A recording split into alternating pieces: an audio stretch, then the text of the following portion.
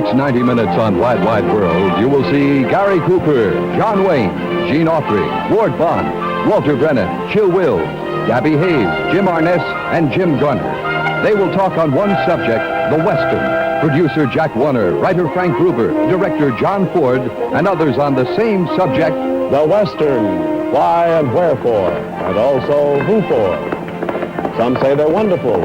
Some say, I wonder. I say, here comes Gene Autry on Champion. Howdy there, Garroway. This is Gene Autry, and I'm here to welcome you and Wide Wide World to Melody Ranch out in California. And we've got a lot of friends here waiting for you. So just stick around for a minute, huh?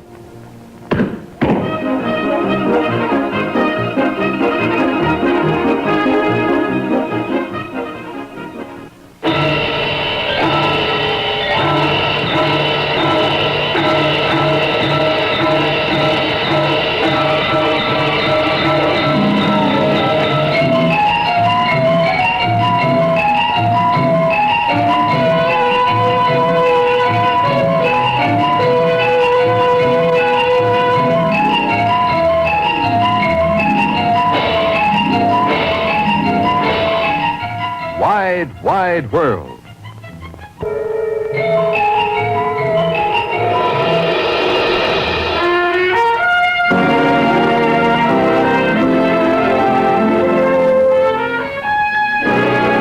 Today on Wide Wide World, the Western.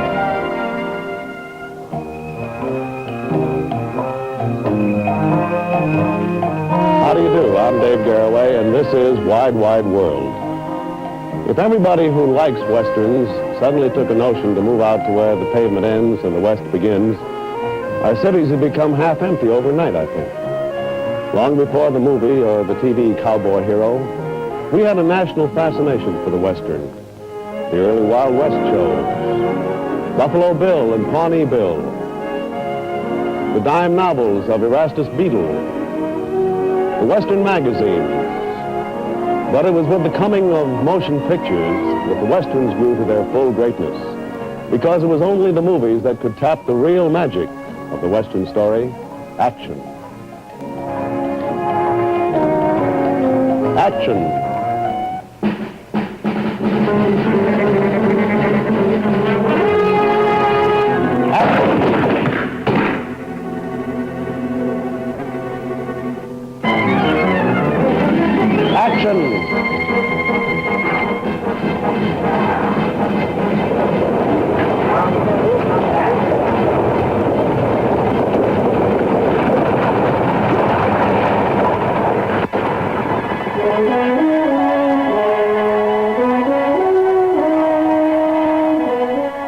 But essential as the action ingredient is to the rootin' tootin' shoot-em-ups, there is many another reason why the Western appeals to millions. Westerns are laid in settings of natural grandeur, lending epic proportions to the story, no matter how thin the plot. Our live cameras in Rattlesnake Gulch in the Snoqualmie National Forest in the state of Washington are showing you some of that scenery right now. Westerns are simple and direct, a welcome relief from the complications and hurly-burly of daily life in the modern city. Westerns make us feel close to the earth, the good life. Some say the Westerns became popular because America was and is a land of immigrants looking to put roots down, looking to identify with their new country, and finding that opportunity in the American frontier, which belongs to everybody. Westerns are where the good ones somehow always win out and the bad ones always get punished, which is the way it should be, shouldn't it? But most important, the Western story offers the classic hero, the cowboy, lonely and brooding on the prairie, stern, triumphant over evil, a man who does not bend before danger or let himself get pushed around. A liberated man, free of women, property, society. A man alone against the world, but on the side of what is right. A man of the West, envied by other men, wanted by women, worshipped by children. Children who dream of becoming a cattleman like Arizona-born Dick Cropper, like Forest Ranger Spud Mason,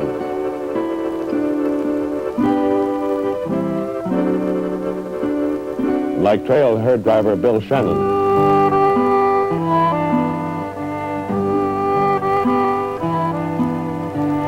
Men of the West, like Texas rodeo cowboy Gene Todd, 3 times national calf roping champion. Last year, more people paid to see professional rodeos than paid to see baseball. Men like Harry Hill, born in Freedom, Wyoming, who is a fur trapper and guide. The faces of the West, Ralph Rowe, rancher, breeder, and trainer of horses.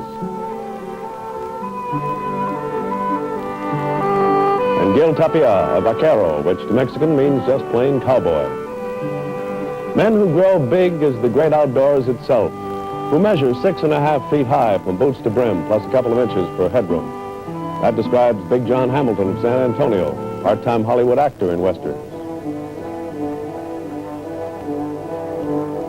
The Western shooting script, page 1, dissolved to interior, dolly into full-time actor Chill Wills, veteran of more than 100 pictures. Is that right, Chill? You hit it right smack dab on the button, Cousin David. But at this time on your show, I'd like to pay tribute to a man from Oologah, Oklahoma. He was liked by we people in the wide, wide Western world, loved by the people all over the world. Dave, here's his hat. This is his catch rope. Will Rogers. Oh. Thank you, cousin. The Western shooting script, page 2. Interior camera holds on poker table, center stage. I remember when I made my first Western right here on this lot, Walter. Yeah, back in 1930. I must have done over 100 Westerns here. Of course, that was before they typecast me as the sidekick of the star. Yeah, well, I recall probably one of the best Western pictures I ever appeared in was with my friend Gary Cooper. Made it for Sam Goldwyn in 1940, and say, there's somebody playing here that's a cheating. Now, I don't know who it is, but if he does it again, I'll shoot his gall-darn whiskers off. The Western on location, Newhall. Dolly into Walter Brennan, portrayer of sheriffs, judges, cattle barons, and heroines' fathers. Veteran of 35 Westerns. Close pan to George Gabby Hayes, who has faithfully ridden by the side of 100 cowboy heroes down 1,000 trails. Close shot, Gilbert M. Anderson, Bronco Billy Anderson, whose memory of Western movies goes back to the turn of the century. In 1903, Edmund S. Porter, who was making movies for the Thomas Edison Company, told us actors there wouldn't be much more work. Movies were only being used then to drive out the audience after a vaudeville bill. I told Porter we ought to make a long story, like 15 minutes long. And another actor remembered a play he had been in, The Great Train Robbery. We figured we could make it for $800. At first, I was supposed to play one of the robbers because I told Porter I'd been born on a horse, but he gave me some other parts when he saw me try to mount up from the other side. In the beginning, 1903, there was The Great Train Robbery, filmed on a wild Western location just outside of Dover, New Jersey. The first feature motion picture. In Nickelodeon's and vaudeville houses, the thrilling struggle atop a rushing train held the audience instead of driving them away.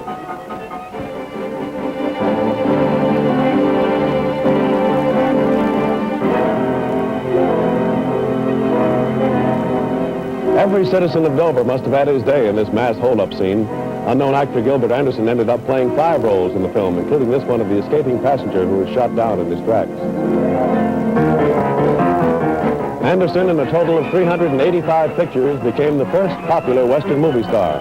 Bronco Billy, from 1910 to 1915. He changed the movie-going habits of the nation from maybe we should go down and see a flicker to Bronco Billy's playing tonight in Shooting Mad. Let's go. No question, the Westerns were a sure thing at the box office. The famous silent film director D.W. Griffith turned this one out in 1915, Fighting Blood. Then, by the First World War, the star of Bronco Billy was eclipsed by another Western movie idol. Those were the years when the music blared out Light Cavalry Overture and played to the tremolos of Hearts and Flowers, to the celluloid horse operas of William S. Hart.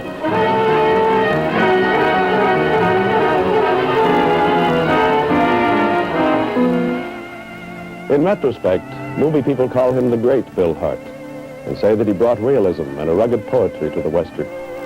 The sets of his films were dusty and the costumes plain, as you can see in this scene from Hell's Hinges. And the stories, William S. Hart had a favorite role that he played many times. That of a bad man, a rough, untamed wanderer of the West, reformed by the admiration of a child, the purity of a sister, or the love of a heroine.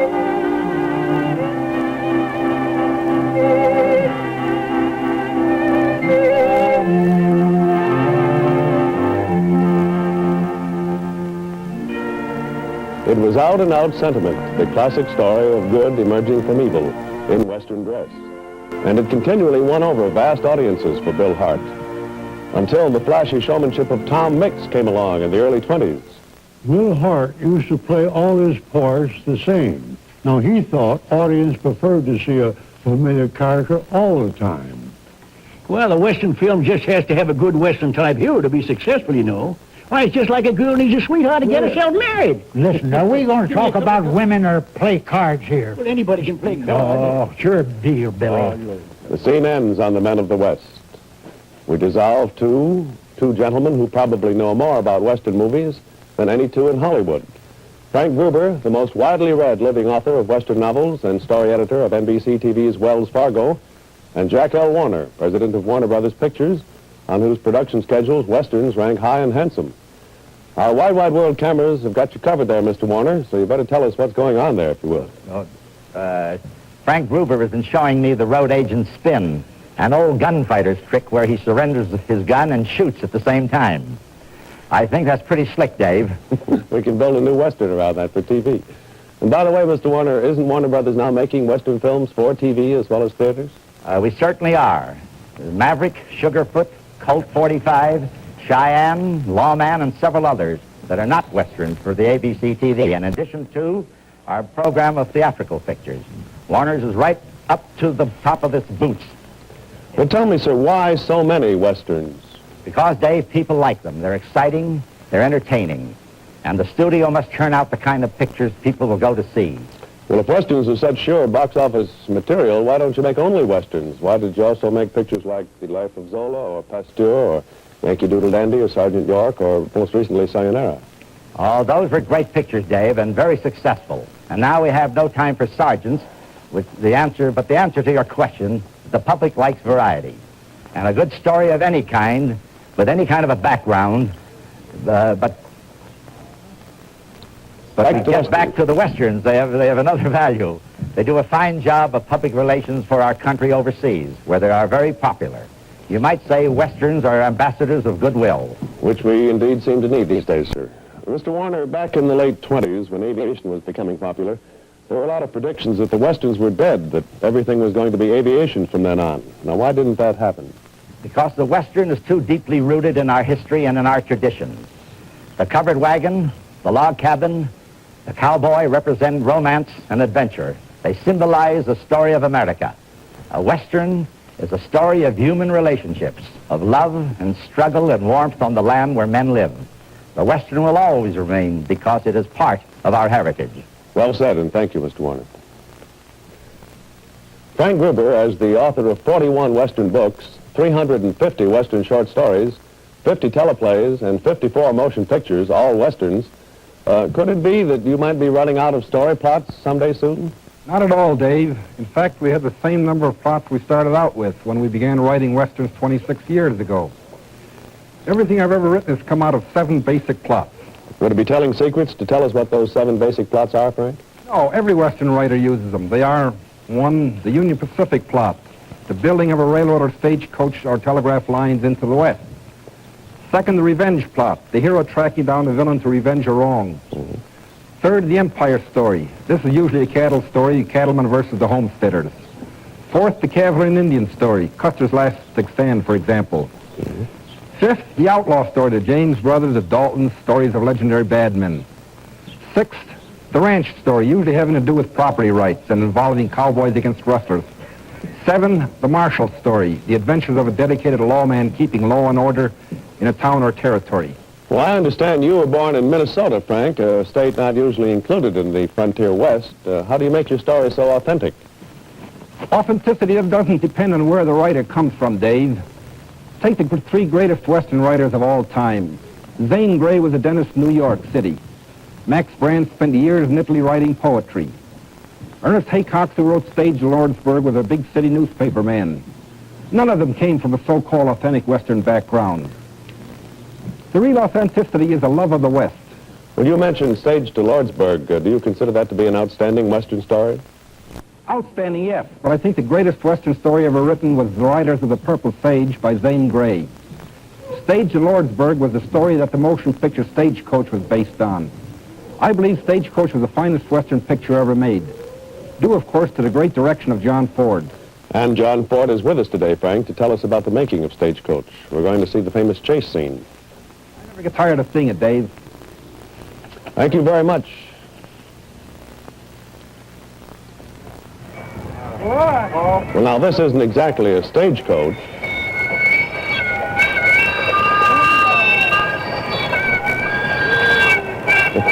And it isn't exactly a chase.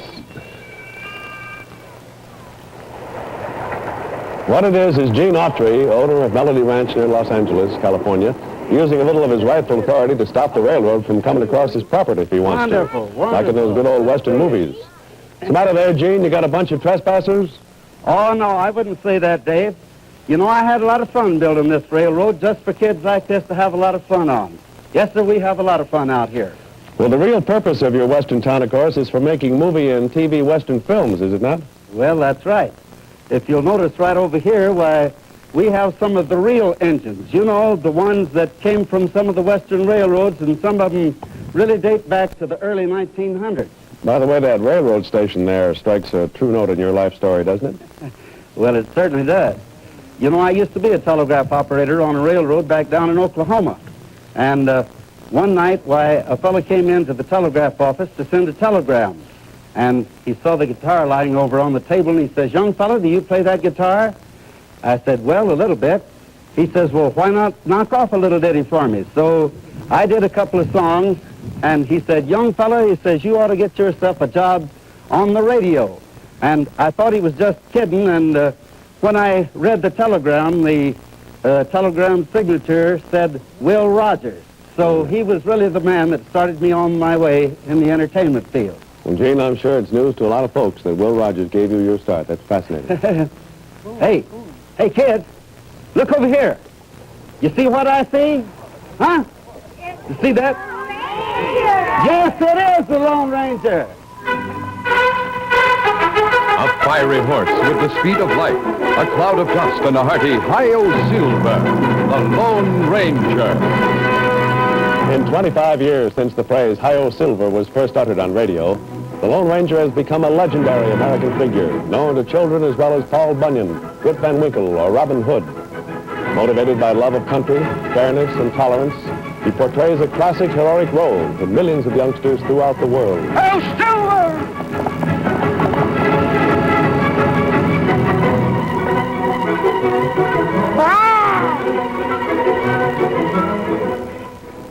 Let the jet airplane hurtle the continent between lunch and dinner. Let the satellite streak through space. It is still the man galloping the horse at 30 miles an hour who makes the little boy say, "Wow."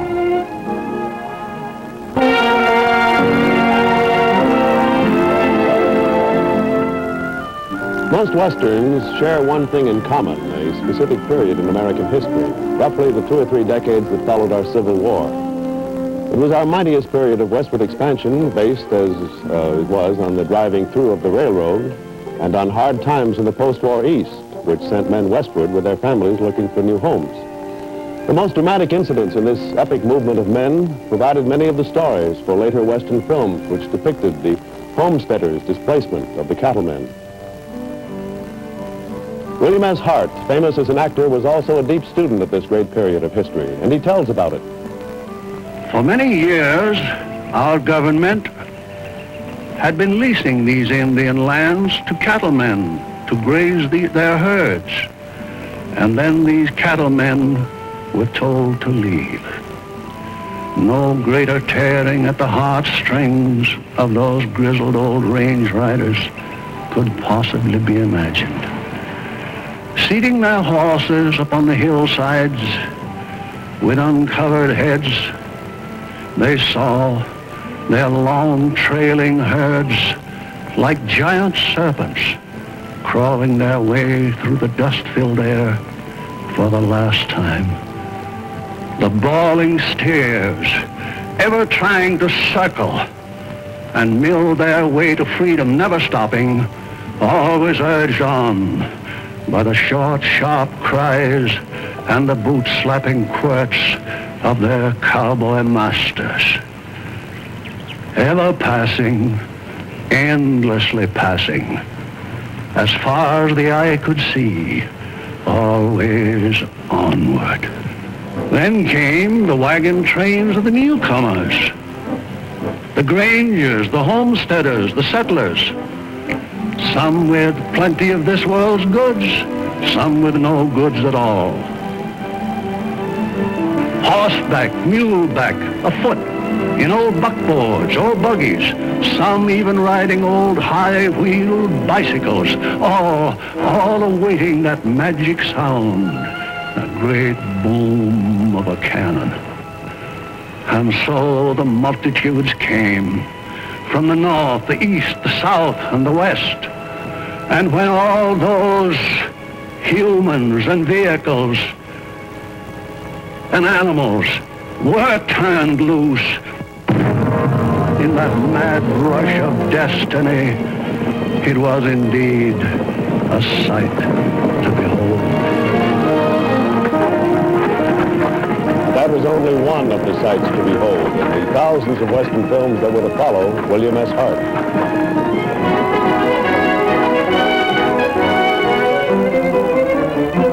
One of the most thrilling sights to millions was the person of Tom Mix, a contemporary of Hart, and his great rival as #1 movie cowboy of silent films. Mix had an altogether different style than Hart. He was a daredevil type, supplying entertainment in his own exploits rather than in strong story parts. Mix introduced the tailor-made cowboy uniform, white gloves, a first-rate showman who was the roping, riding, fighting type of Western hero, to be imitated by many others.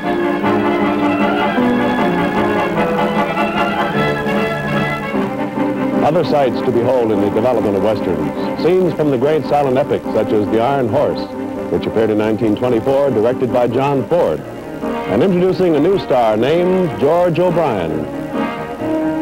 The Iron Horse was the epic story of the great race between the Central Pacific and the Union Pacific to complete the first transcontinental railroad and the historic wedding of the rails at Promontory Point in May 1869.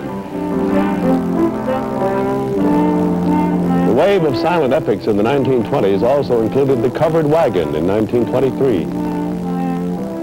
And in 1925, The Pony Express, followed in the 20s by hundreds of lesser westerns and dozens of new stars like Hoot Gibson and Fred Thompson, cowboy heroes in the lively, flashy image of Tom Mix, but with their own special traits, and cowboy stars in the more realistic, sober image of William S. Hart, such as Harry Carey and Buck Jones. Buck Jones, who depended less on action and more on character portrayal.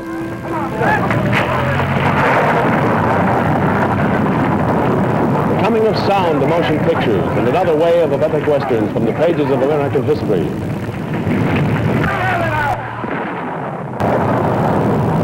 With the coming of sound, the West came alive as never before in magnificent pictures, like The Big Trail, released in 1930. The world was captivated by the grandeur and majesty of the American West in Cimarron with Richard Dix, and in old Arizona with Warner Baxter.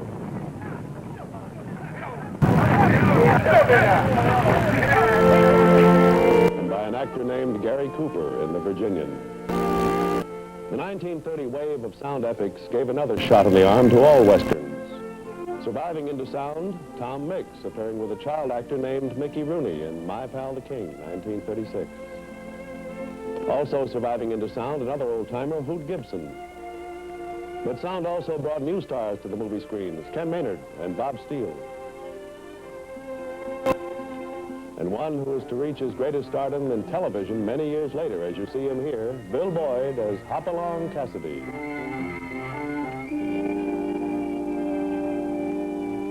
Tim McCoy represented the old order, which was passing.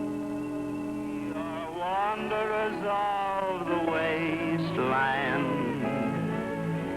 my lop-eared mule, my my broken down horse. And in the late 30s came the singing cowboys. First and foremost, Gene Autry, who balanced songs with story action. And later, Roy Rogers, whose production song numbers became the biggest thing in the show.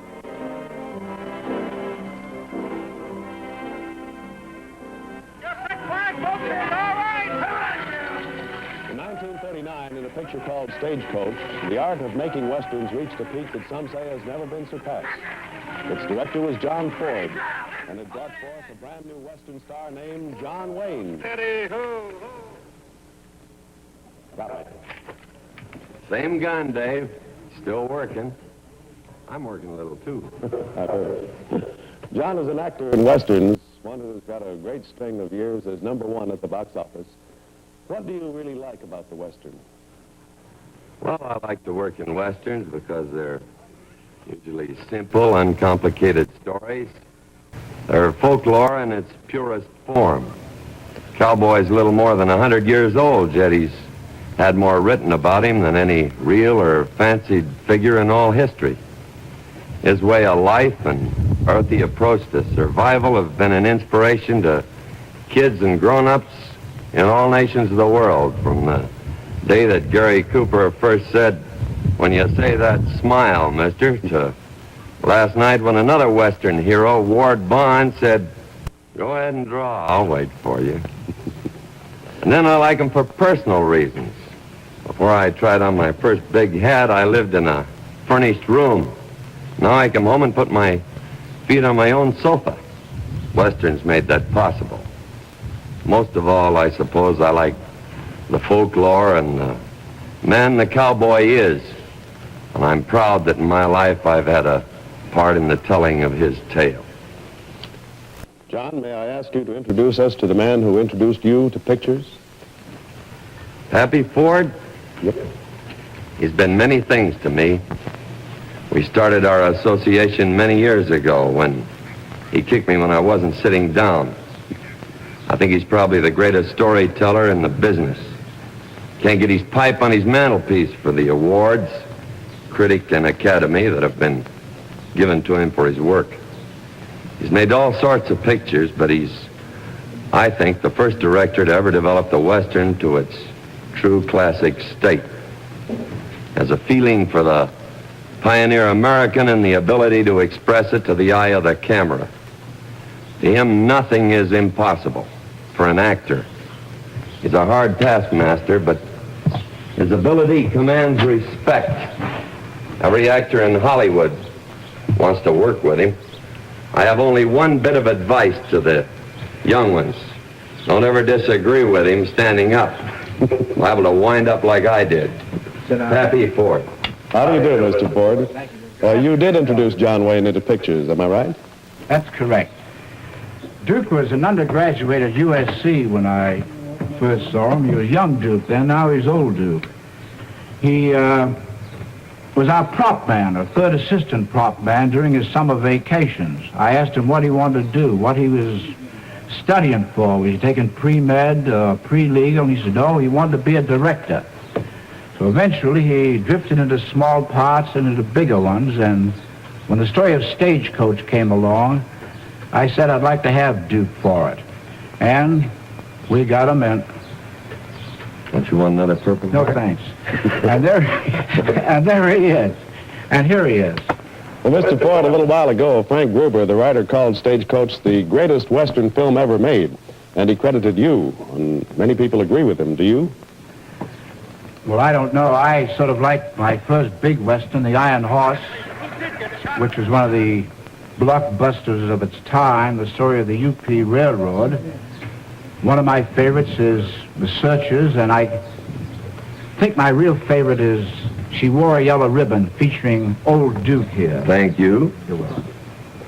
In a few moments, we're going to show our wide world audience the never-to-be-forgotten chase episode from Stagecoach, probably the greatest thing of its kind ever filmed. But you mentioned the importance of characters. Would you tell us something about that first in Stagecoach? is in the pen, and I aim to get him there. Well, Dave, we had a fine cast of actors in Stagecoach. As the picture developed, the various relationships between the characters developed. For example, the rough, friendly feeling of confidence between the driver, played by Andy Devine, and George Bancroft, who was riding shotgun, as they call it. I can't get over the impertinence of that young lieutenant. Then there was the sympathetic portrayal of the alcoholic doctor, Thomas Mitchell, and his affectionate regard for the mild-mannered little salesman, Donald Meek. Instead of protecting businessmen, it pokes its nose into business. Also in the stagecoach to Lordsburg was Claire Trevor, playing the bad woman. Maybe you'd like to sit next to me. You could put your head on my shoulder. No, thank you. Who was rejected by the good woman, played by Louise Platt, until certain things happened. John Carradine, playing an ex-Confederate officer who became a gambler in the West. Is there any water? Ivor, canteen, please. And the central love story between the bad woman and the outlaw Ringo, played by John Wayne in his first starring part in a major picture. These were the people and their relationships in the stagecoach. And those characters are so varied that everybody in the audience can identify themselves with somebody inside the stagecoach. They weren't watching the picture, they were a part of it. Mr. Ford, although you've won 4 Academy Awards and 4 Critics Awards for your pictures, Stagecoach did not win one for you. How come? Well, Dave, I think in Hollywood, we are very, very particular about the Academy Awards. We try to be very, very just. The year that Stagecoach was up for the awards, Gone with the Wind was sort of the main contender, and the consensus of opinion was that it was a better picture, and I quite agree. Well, of course, some of your greatest pictures have not been Westerns. The Informer and How Green Was My Valley, The Quiet Man, and the production you're working on now, The Last Hurrah. Which of these do you prefer? These are Westerns? Well, I got a great kick out of The Last Hurrah, which I think is my best picture because Spencer Tracy gives a superb performance in it, and the rest of the cast I think is excellent. But I don't know. I like to get out and do a Western every so often. I gather you prefer them. Well, as a person, yes. As a director, I just love them. And if I may say so, Mr. Ford, that love shows through in Stagecoach, which is called by many the greatest Western of all time. And right now, one of the most thrilling scenes in nearly 60 years of motion pictures comes to us from Stagecoach, The Chase.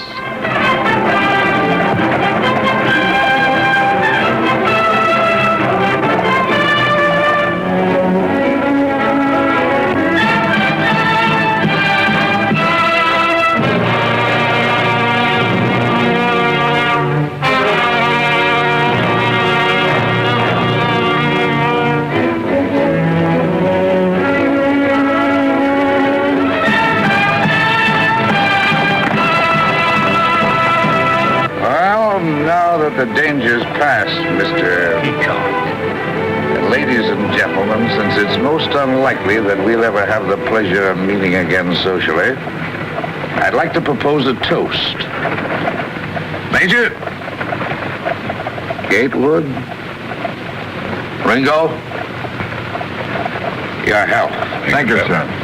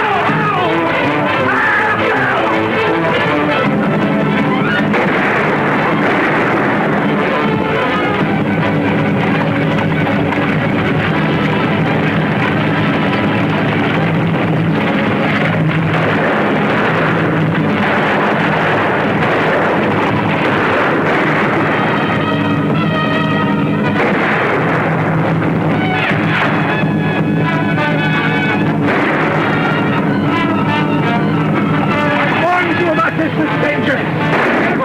Get will you shut up, you fool? I've got a patient here!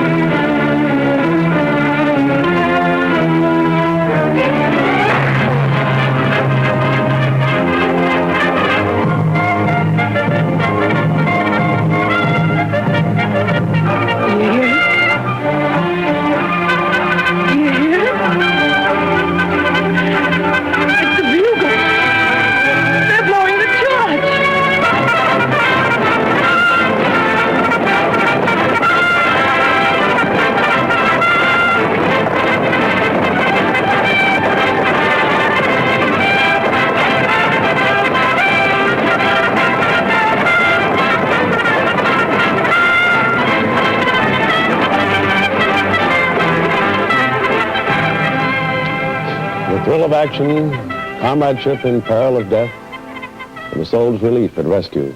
Moments on the great peaks of human emotion in John Ford's Western Stagecoach.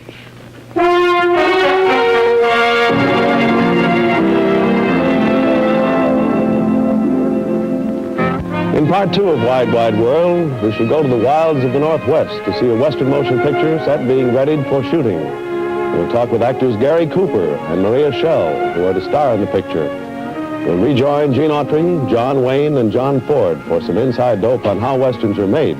Learn about the fast draw and horse falls and other stunts. And talk to Hollywood's outstanding Indian actor. We'll also trace the Western's course into new channels, television channels.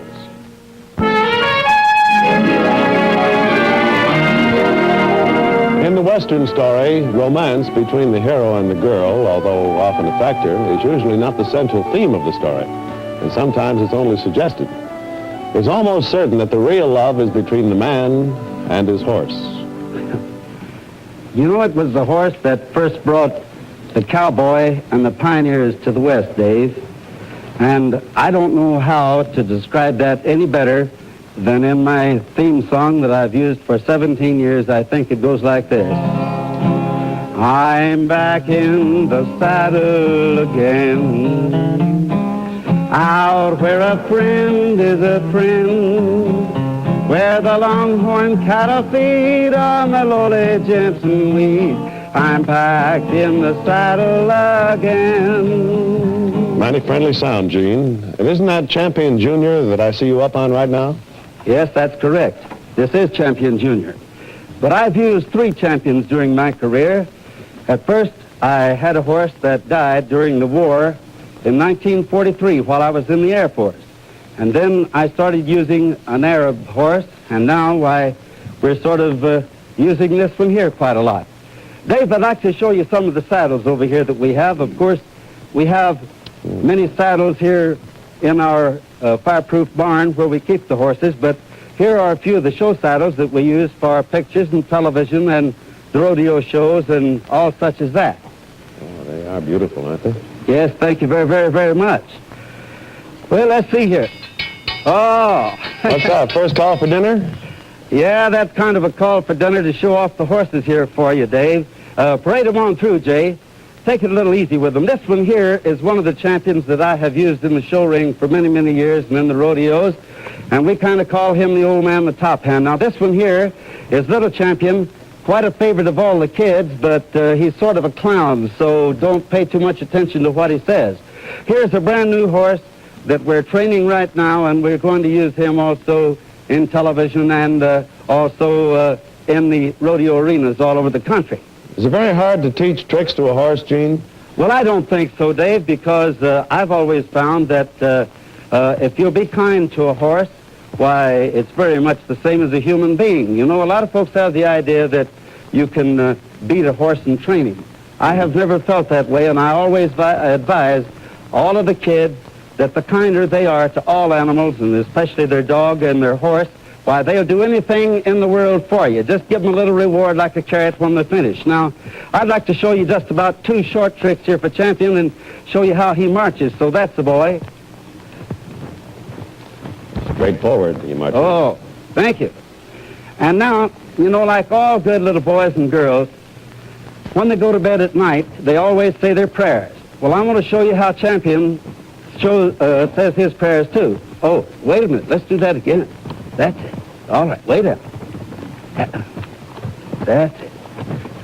Now, there you are. There we are. Yes. Wonderful, Gene. Well, I could go ahead and show you a lot of these tricks out here, Dave, but I know that you're waiting for something very exciting over there. Our very, very fine friend, Mr. John Ford, is waiting over here on Main Street to show you something real exciting, and I'll see you again in just a little while. Right. Thank you, Gene, very much. See you in a few minutes. Dawn, we'd like to show you a horse fall. You ready, Chuck? Come on. Give it to it. Hey. Hey. Well, that's pretty good. Get him out of there. This is Chuck Robison. He is one of our best stuntmen, probably the best. Thank you very much. Thank you very much, Mr. Ford. Nice going. A lot of people have asked about how you do horse falls, whether it's dangerous, whether it hurts the horse, and I welcome the chance to try to explain this afternoon exactly how it is done and what happens. You see, the stuntmen, who are probably the highest paid class in pictures, start training the horse when it's about 6 months old. They watch a lot of colts in a pasture. Of course, every horse, every colt likes to roll when there isn't a saddle on his back. And they pick out the one which rolls the best, the one that likes to roll. And about a year old, they start training him on foot, teaching him to fall. About 2 years old, they start doing easy saddle falls. Now, all this horse does is fall or roll. He does nothing else. He is really the aristocrat of the equine world. He has much attention paid to him probably as man of war or round table or any other horse. He rides in special cars. He has a special stable. And I'd like to show you, for example, how this is done. It's all done by a cue. There's no force used. If you people could switch to slow motion, I think that would show the audience pretty well how it is done. Can you do that? Okay, in our way. Chuck, would you do one in slow motion? Yes, sir.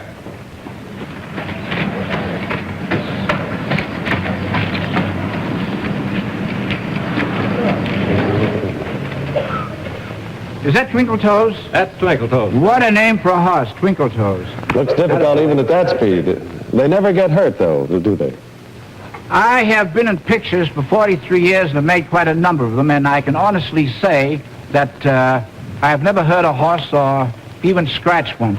I'd like to introduce at this moment Jimmy Jacks. Me, Coach? No, not you. Oh, I thought you want to meet, Coach. This is Ward Bond. Ward Bond. Hi, Ward. This is Jimmy Jacks here. Here's the head of the AHA. Thank you, Ward. And Jack, my name Mr. is. Ford, thank you. The AHA is the American Humane Association. He is out here on every stunt. There's no stunt done with a horse. You can't even ride a horse across the street without Jimmy or one of his men supervising the thing. And when I said, Jimmy, that I've never heard a horse in 43 years, I think you'll agree with me. That's right, Mr. Ford. You have a very, very nice reputation. These boys insure the horses for the, $10,000, $20,000. It's their means of livelihood. And they wouldn't hurt them any more than you'd kick your puppy dog around. Chuck, would you do us a nice fast fall now? Yes, sir. Thank you. And those insurance companies certainly wouldn't insure the horses they were taking. Oh, Chance on. that's They're nice people. Well, you don't say anything about me making my free falls down the Colorado River on Rio Bravo. Well, you do one every picture. Oh. Someday we'll pay you for one. I shouldn't open my big mouth. I can see that. Big. Not un- Okay, come ahead, Chuck. An expert.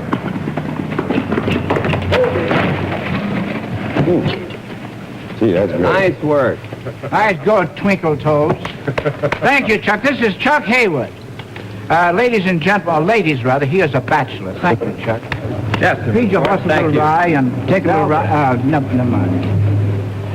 Well, gentlemen, we'd like to thank you all for showing us that in Westerns there's even a good side of riding for a fall. You were just great today.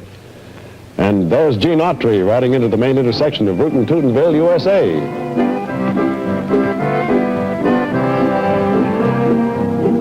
You know, Dave, I guess the echo of the sound of camera and action has bounced off of these old walls many and many a time.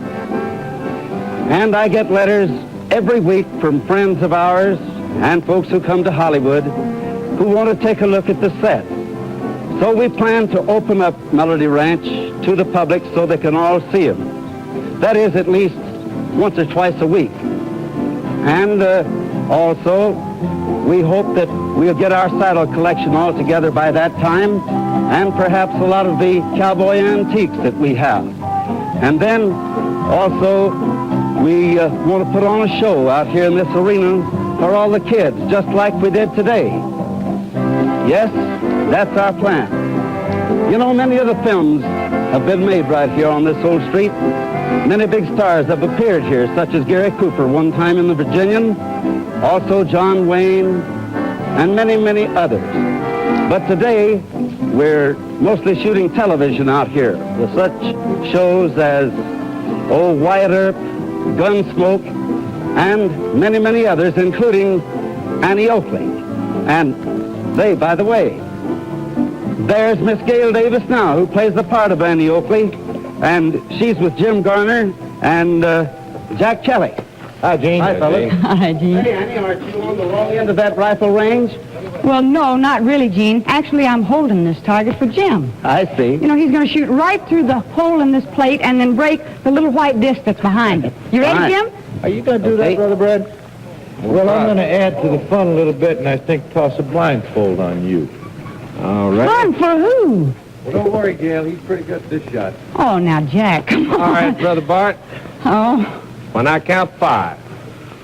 1, 1, 2, 2, 3, 4. Oh, that's wonderful. Mighty fine shooting there, Jim. And Annie Oakley, you better stick to your laurels. Folks, this is Dave Garroway in New York for a moment. Is there a safe explanation for that trick, too? Well, yes, Dave. I'm not actually that good a shot. I'm not bad, but it's safe as long as I have Rod Redwing standing behind me with live ammunition while I'm firing blanks. Well, Rod's an expert, I know, on the fast draw and on trick target shooting. High Noon, Duel in the Sun, The Outlaw, Shane, Gunfight at OK Corral. Some of the pictures he was gun coach on. Dave, I should like to show you a shot that I keep in practice with in order to shoot halline close to stars. Fine. On the board here is a knife with the sharp edge of the blade forward. In front of the knife is a piece of glass with a hole in it. Now, the idea is to shoot through the knife, hit the sharp edge of the blade, split the bullet, and knock off 2 targets. Now, I make it easy for myself because the hole is moving.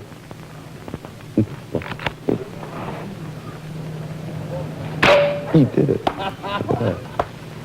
Gee, that's almost impossible. I don't see how you do it, but you do it. Do you handle a 6-shooter like that, too? Yes, I do, Dave.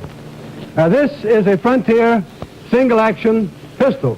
Single action means that the hammer must be pulled back before the gun can be fired. Now, to do that in the holster, the thumb forces the hammer back. At the same time, the 3 fingers, the little finger, the ring finger, and the middle finger, press the grip against the palm of the hand. The trigger finger is straight. As the gun clears the holster and moves out towards the target, the trigger finger slips into the trigger bowl, the thumb slips off of the hammer, and the gun is fired. Now I'd like to show you that in a little faster motion. Now, Dave, I'm going to show you a fast draw that I taught Glenn Ford, which he does so beautifully. Shoulders squared, arms relaxed. Ooh. How long does that take, Rod? That was 2/10 of a second, Dave. Oh. Can you shoot live ammunition that fast, too? Yes, Dave. A quarter-size target. This is a .22 caliber on a .45 frame.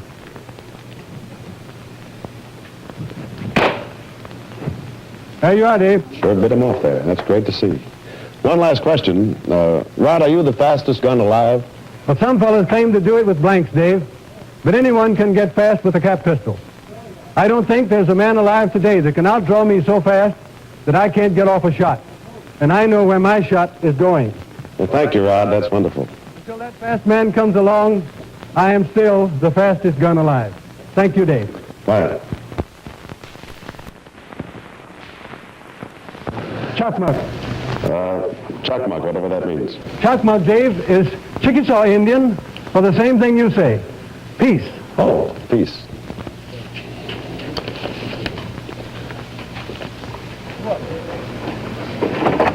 The flight of the arrow was the other symbol of violence in the West. Jay Silverheels is a full-blooded Mohawk Indian. Born on a reservation, grown up to be a feature player and character actor in Hollywood's dramas of the West. Hello, Jay. Hello, Dave. The history of the West is not pleasant for the Indians, nor, I suppose, for the white men when they clashed. And for years here in Hollywood, the Indian was portrayed as a brutal savage. No feelings, no emotion. How many times have you seen actors trying to portray an Indian stiffen up and bark like this? White man, him say, oh. But I think Hollywood has outgrown those stereotype savages. Was there any particular turning point, Jay?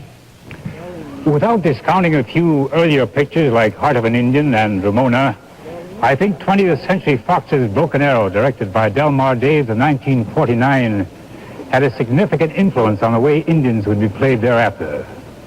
In Broken Arrow, Jeff Chandler played Cochise and I played Geronimo. And Indians came alive as human beings. We talked in the English language instead of chattering for 5 minutes with a hug, mug, dug, jug, and then having some cowboy translator. They went that way. Since Broken Arrow, there have been other pictures that have granted the Indian character the deep emotions and real problems we all have.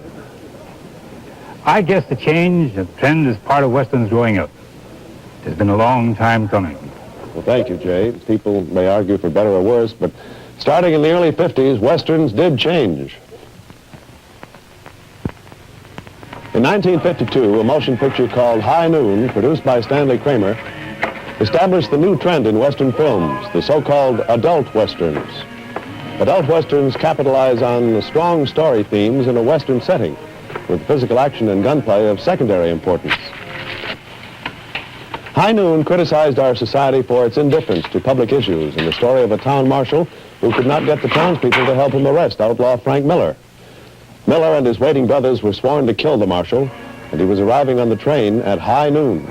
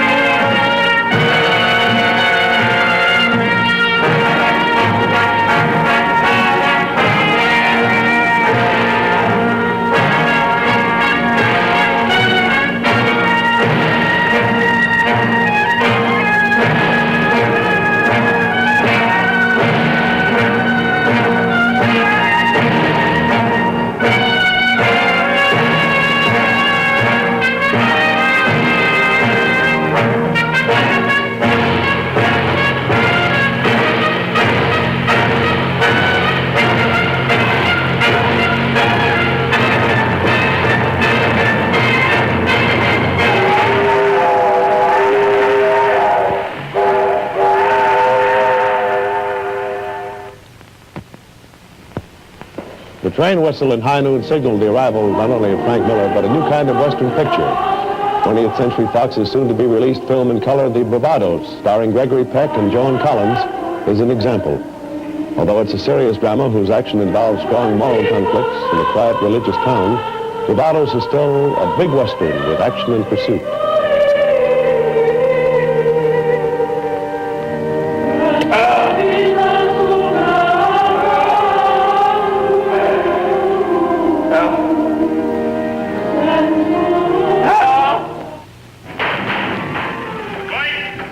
In Man Without a Gun, a television film series produced by NTA for showing next fall, again there is conflict in action, but with serious or adult themes and subject matter. Maybe you've never heard about a gunslinger, but nobody tells a newspaper what it can print. Nobody. Right on up to the President of the United States. Rex Reason plays the role of a crusading newspaper editor. In its new picture, From Hell to Texas, 20th Century Fox demonstrates still another characteristic of the new type of Western picture, stark realism.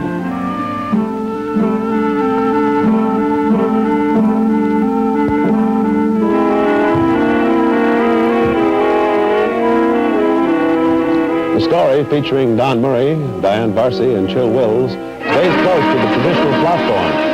But the picture demonstrates the lengths to which makers of the new Westerns will go to achieve authenticity and graphic realism.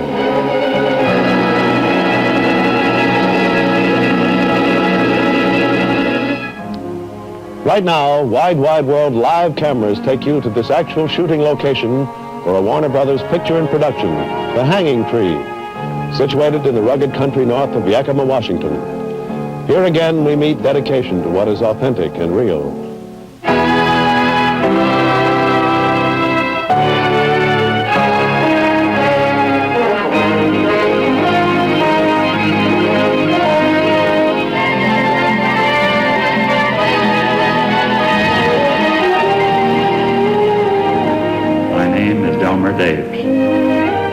During the year of 1854, my father's mother came across the Great Plains and over the Great Divide to California in a Conestoga wagon train. But she never could tell me what it was like because she wasn't born until 2 months after they got there. But then my mother's father, he was an Irishman, and he could talk and tell me things about how he drove a freight wagon for his grub stake and how he fell in love with a Colleen in St. Joe while waiting on the Mormon wagon train. And that's why he wrote in his diary, "Bitter is this day that I leave my beloved and go into the far, far west." But he did, and years later I sat on his knee and heard him say, "Little Dell, once you get to really know the desert lands, you'll never be afraid of them." I didn't know what he meant then. I was more interested in getting him to take his shoe off and show me where his heel got shot away by the Ute Indians. Later I discovered what Grandpa meant, for I went out into the desert and lived on it alone. I knew that to tell the story of a land you had to do this. Come to the desert honestly and alone. You must know the rocks and the nights and the loneliness, the Indians and the rising sun. You must do these things yourself to make a motion picture be honest and equal and true to what it was like.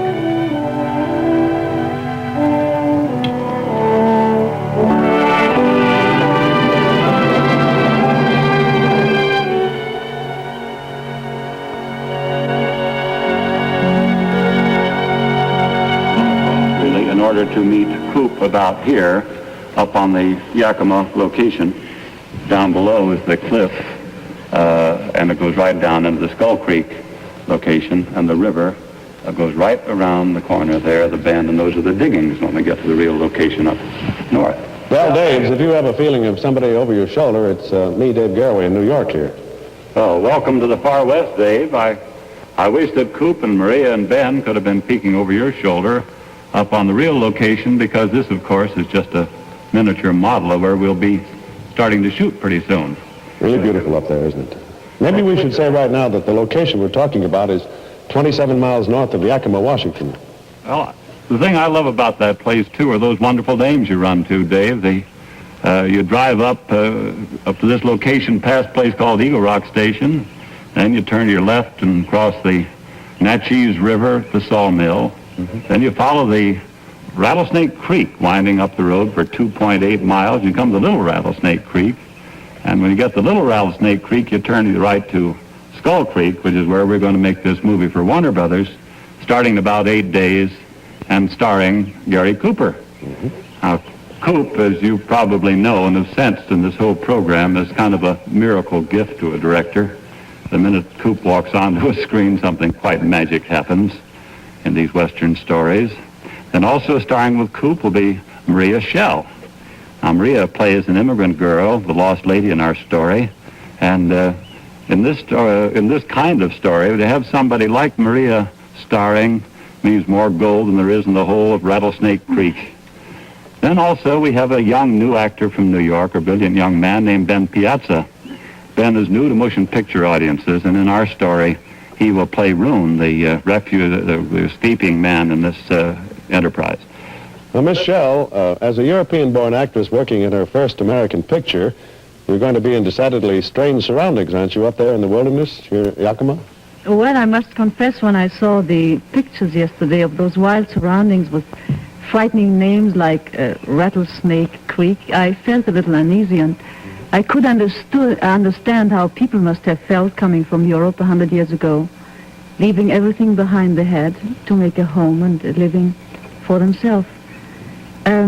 But then taking another good look, I somehow felt reminded of Switzerland. I come from Switzerland, and I have always been surrounded by mountains, so it might not be as strange after all. Well, a beautiful thinking person is never in strange surroundings, I guess. I should have known. Thank you. Coop, as an actor, why do you appear in so many Westerns? Well, Dave, aside from the fact that I was born and raised in Montana, I like Westerns because the good ones are real. You feel real when you're making them, and, well, you don't feel actorish. Do you think the audience on the other side of the screen shares this feeling of realness in Western movies? Dave, I think maybe the audiences feel somewhat the same way I do. They like, in Western pictures, I think you like realism, and we get it when we make Westerns. If we're shooting a picture in the mountains, we go to the mountains, and we go to the biggest ones we can find. We go to the prairie. Everything you see is real. The canyons are real. The prairie's real. The cattle and the horses and most of the humans are real. The pioneer era is very important to all Americans, I think. The Western picture tells stories of the pioneer period. The pioneers braved the elements, and we are brought close to the pioneer people by seeing the Western picture, and we realize that our country was and is full of people who believe in America. That's why I like Western pictures, Dave. Good reason, Coop. Hey, Dave, would you like to sit in on the rehearsal we were about to start when you dropped in on us? Yes, nothing better. This scene, of course, that we're about to play isn't really a rehearsal in the sense that we'll do it in the picture. It's a run-through. And actually today we're testing the costumes, the wardrobe, the way the lines feel. So what you're about to see is really a run-through rehearsal. So in the story, Maria Schell is coming from her cabin. And remember, Maria, as you come, you're running. You'll be out of breath, that's right, from your cabin. And if you're ready now, folks, we'll take a run-through of the scene. All ready? Action. We waited for you. I'm sorry, but I couldn't come. Are you afraid of me because I'm well? No, I'm very glad you're well. But if you'll excuse me, I'll say good night. You're so strange. What is it? Oh, Doctor, please, please.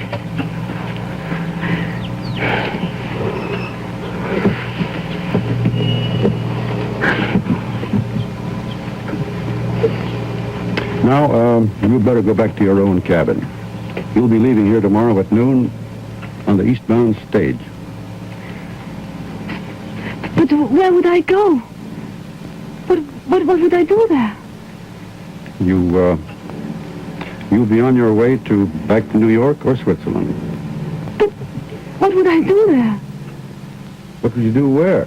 In Switzerland. In Switzerland, you have an aunt there. But I have no money, you know that. Don't worry about that. I have the money. There's no place here for you. There's no way you can make a living, and there's no one here to take care of you. So if you'll be packed in the morning, I'll take you to the States. Why can't I stay with you? Because you would find nothing with me except unhappiness.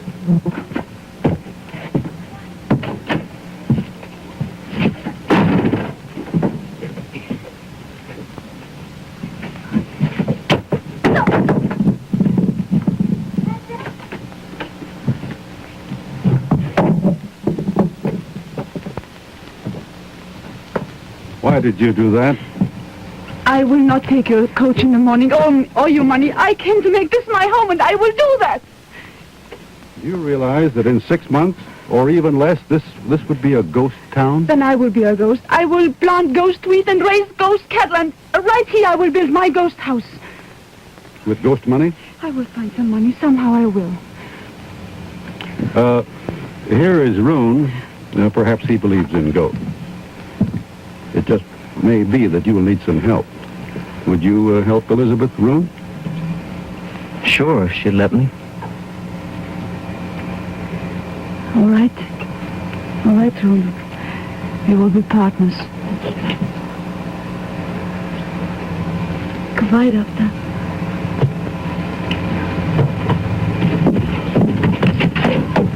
Thank you, Maria. Thanks, Coop.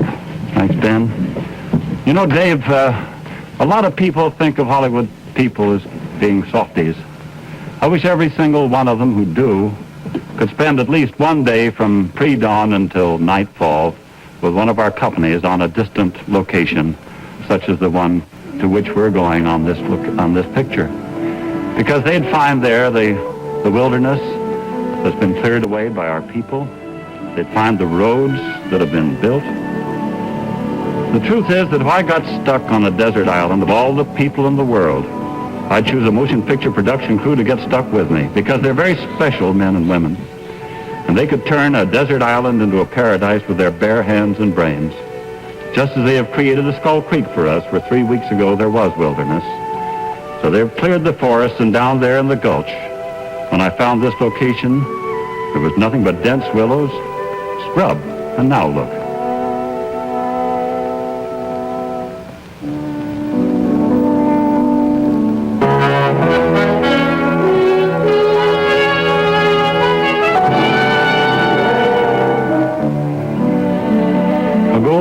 Town is springing into being, a main street, a high street, buildings, the general store by the river, the one hotel in town, and down below the Golden Nugget, a gambling saloon, the footbridges across the creek, and every single square inch accurate and authentic for the period of our story.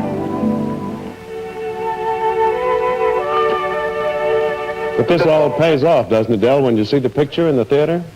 Yes, you bet it does, Dave. Even as an instinctive kind of thing. And when people go to see this picture next winter and see Coop and Maria and Ben and Carl Malden, when they see the picture, if they do see these accuracies and this quality of realism, they must thank those men and women behind the camera, behind the scenes, the laboring men and the working men and women who have made this picture as real and as authentic as all fine pictures try to be. Well, no further proof needed, Del. Thank you. And thank you, cast and crew, please, very much for us, too. The story of the land and its people, the heart of the Western motion picture, because it is close to the heart of America.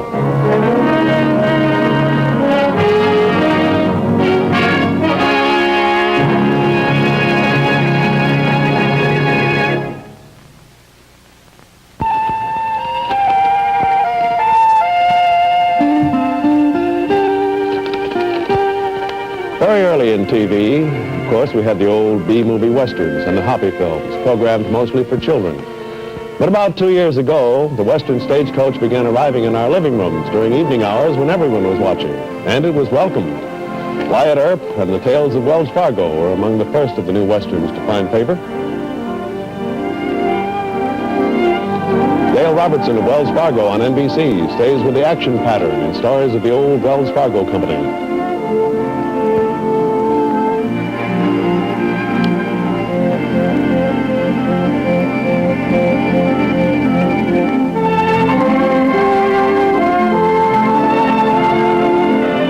But it's a so-called adult Western that's really come into its own on television.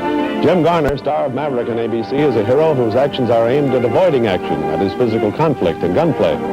Knowing, for instance, that a certain gambler never kills while on a winning streak in cards, Garner will contrive to keep him winning for purposes of avoiding a shooting.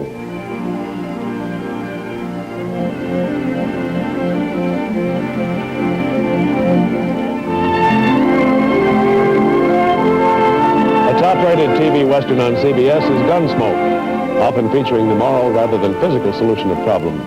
Starring Jim Arness. Jim, as Marshal Matt Dillon, often serves as psychologist and counselor, always leaving the troubled ones to decide the issues for themselves. Jim, Gunsmoke has often been described as an adult Western. How do you account for that? Well, Dave, I'd like to pass that question along to a man who's a little better qualified to answer it than I am, Mr. Norman McDonald, the producer of our show. Norm, did you hear the question? Yes, I heard the question, Jim, and that phrase, adult westerns, come back to haunt me.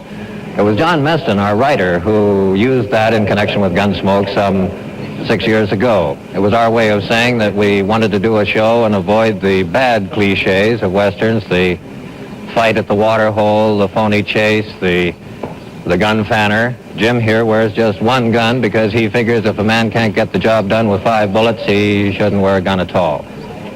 I guess we've come full circle to the great Bill Hart, who looked for the real, not the showy West in his pictures. Our actors on Gunsmoke do a lot of their own heavy work. They do their own falls, their own riding. As a matter of fact, they do a lot of their own fighting. Jim here has worked out a scene. Well, it'll show you how it goes. Now, over there is Bob Morgan, a Hollywood stuntman, and this is what happened.